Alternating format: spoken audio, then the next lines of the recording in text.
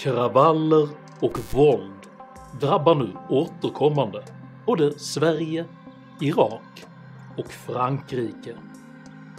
Är våldet en berättigad reaktion från förtryckta minoriteter?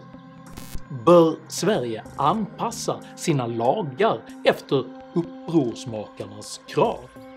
Och vad händer med ett samhälle som sätter teokratisk repression över demokratisk rättsordning? Dessa frågor tar jag upp i veckans video. Ska Sverige böja sig?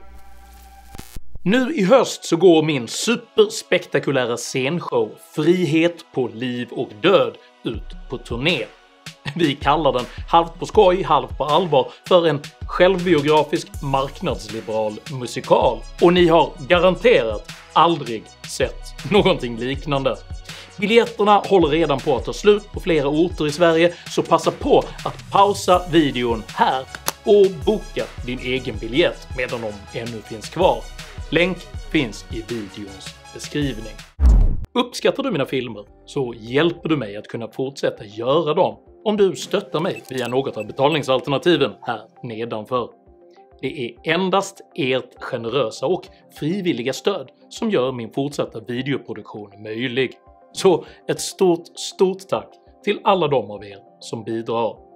Idag talar jag om kultur, krav och kravaller. Häng med!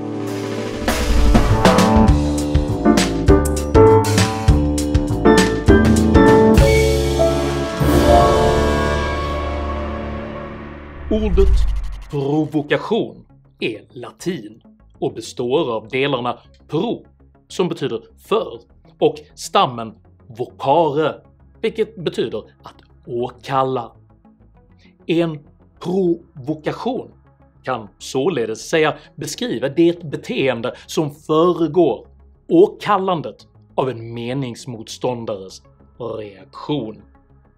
Under den gångna veckan har brutala våldsdåd på stor skala begåtts i både Irak och i Frankrike, och den gemensamma nämnaren beskrivs vara just provokationer.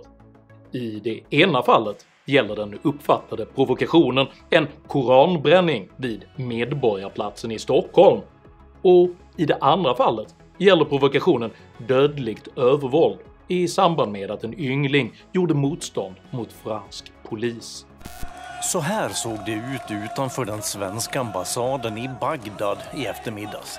Stämningen var mycket uppretad. Det var gårdagens koranbränning i Stockholm som demonstranterna protesterade mot. Innan några tiotal av dem lyckades ta sig in på ambassaden delade de också ut flygblad med texten "Vår konstitution är Koranen". 492 byggnader har skadats, 2000 fordon satts i brand och närmare 4000 bränder startats.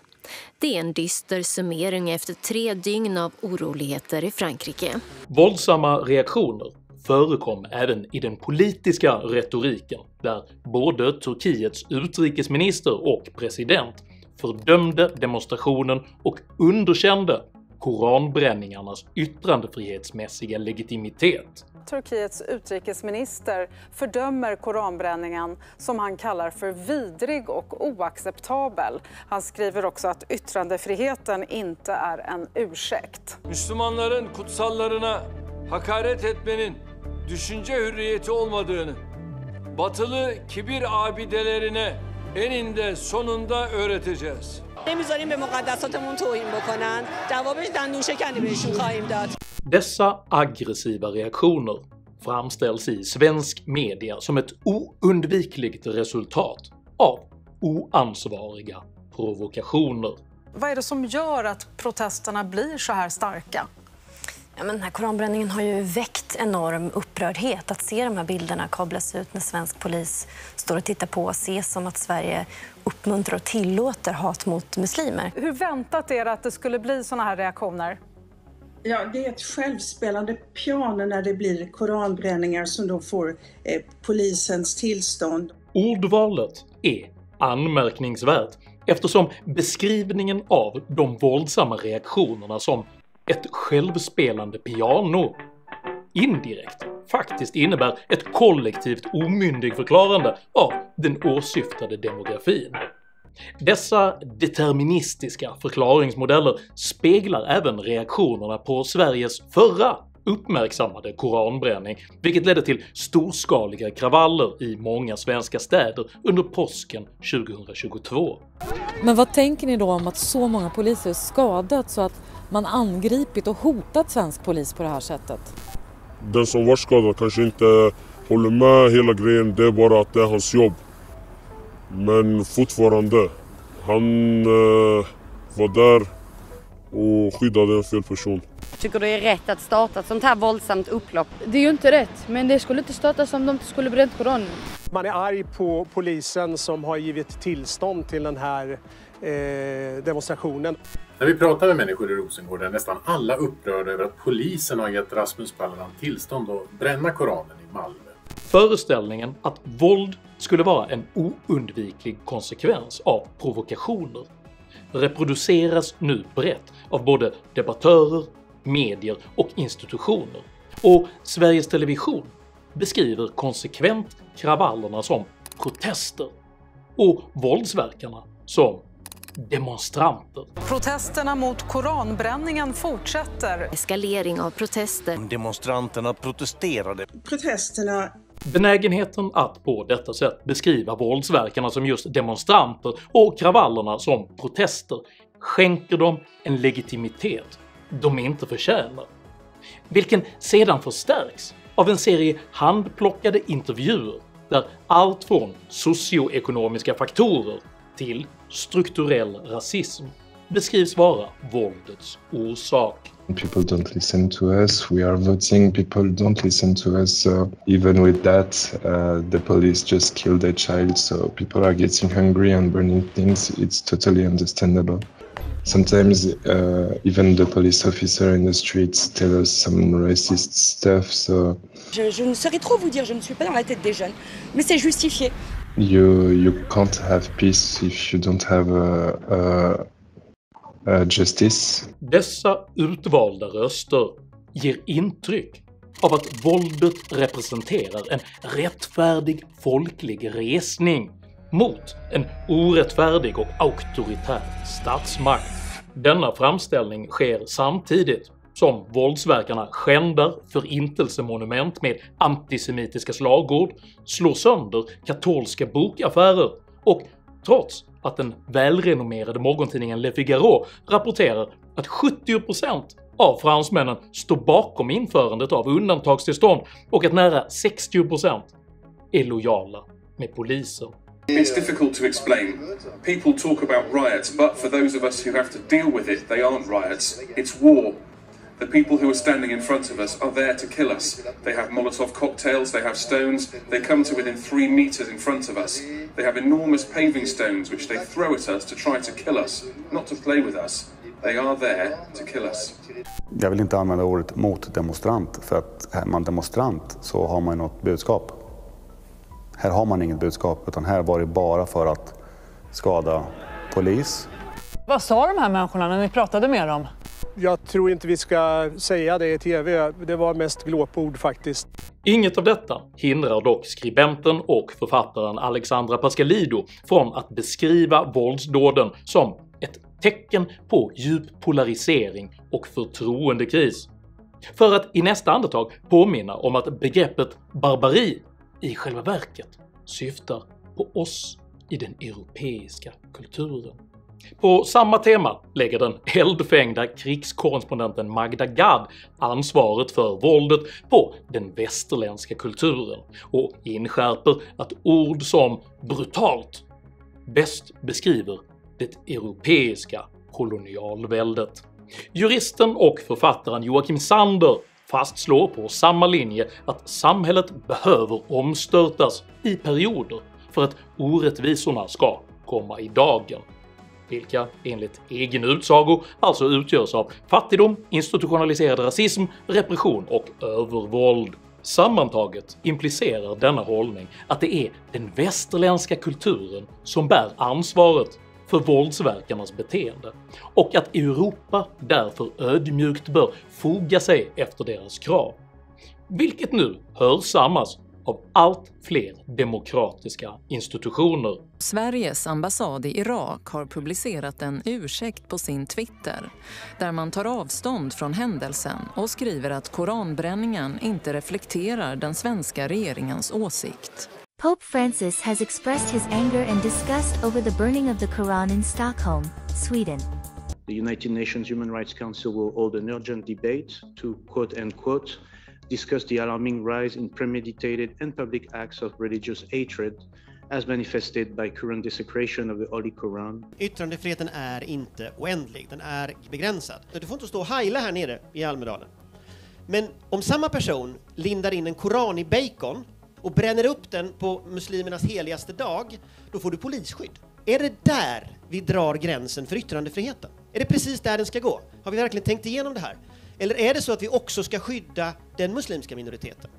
Konsekvensen av detta sammanfattades i klartext av det islamiska partiet Nyans partiledare Mikael Yüksel, som efter att ha bett Turkiet att pressa Sverige till att förbjuda koranbränningar lät hälsa Dagens Nyheter: Sverige måste lära sig att böja sig.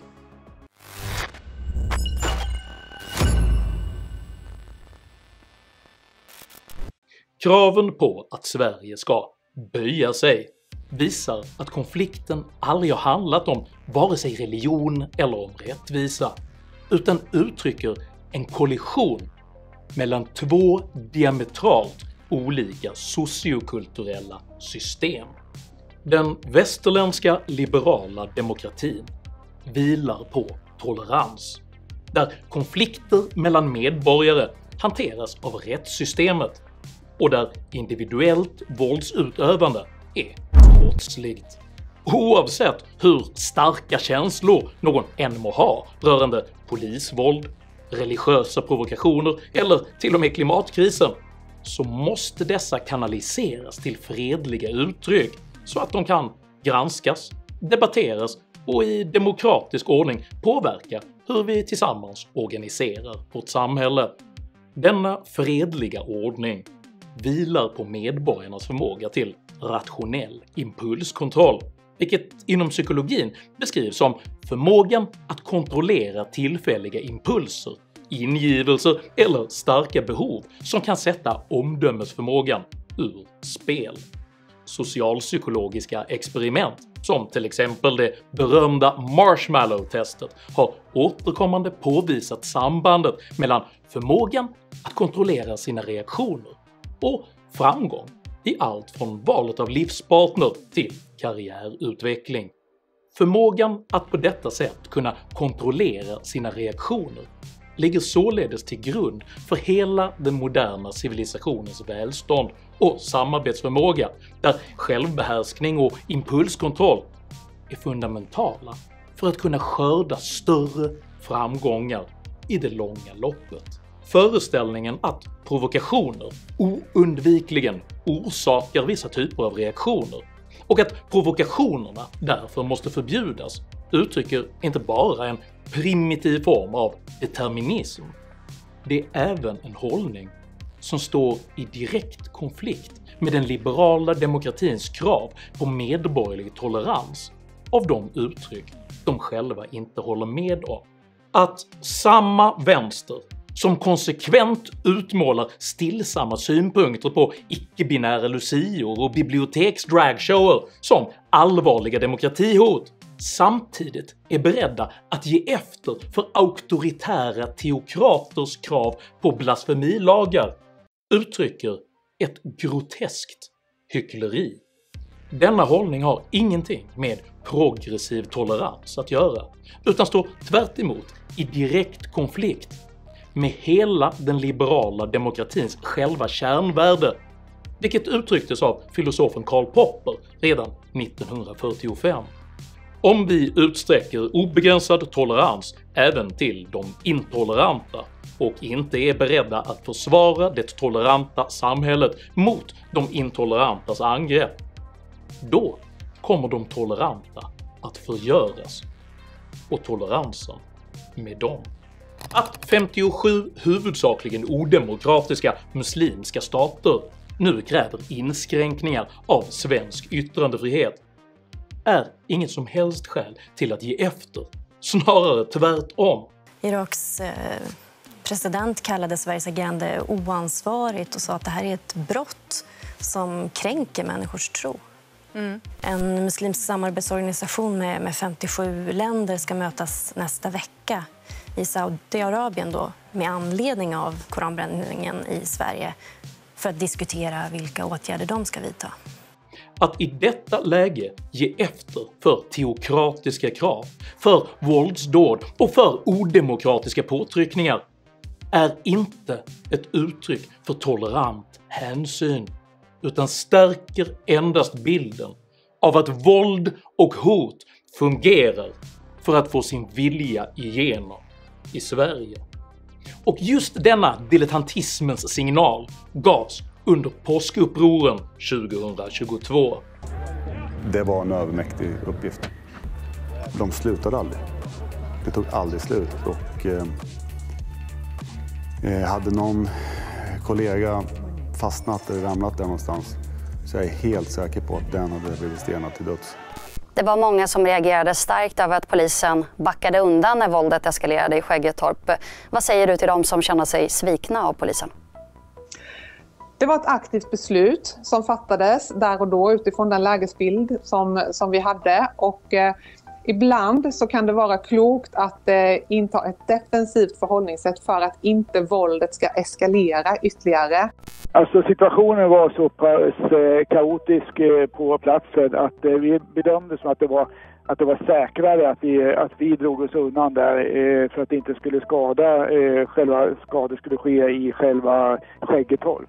Och vi har inte heller då kunnat säkra de här platserna och upprätthålla vårt uppdrag som är att trygga yttrandefriheten i de här fallen. Så att det är klart att det är ett misslyckande.